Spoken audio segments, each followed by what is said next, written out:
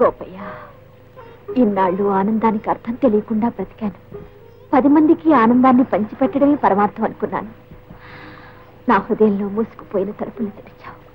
నా జీవితానికి ఒక అర్థాన్ని కల్పించావు. అవును గోపయ్య, ఇక నిన్ను విడిచి దూరం కాలేను. అది సాధ్యమా?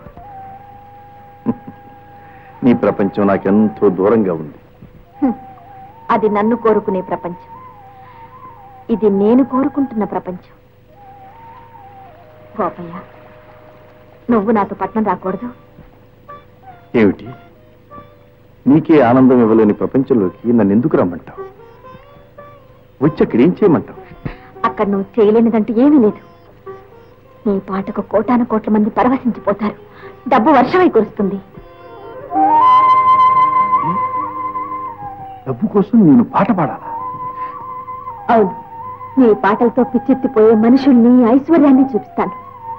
రాధా, నా కోసం పాడుకోవటానికి నా పాట,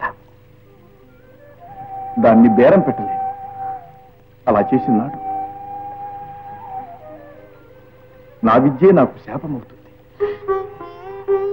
అవును, నువ్వన్నది నిజమే. నేను అపూర్వం అనుకునే వస్తువుని అపవిత్రమైన స్థలానికి లాక్కుపోవాలని చూశాను. కానీ నువ్వే జయించావు గోపయ్య. నీకోసం అన్ని వదులుకుంటాను. జీవితాంతం నీతోనే ఉంటాను గోపయ్య, నీతోనే ఉంటాను.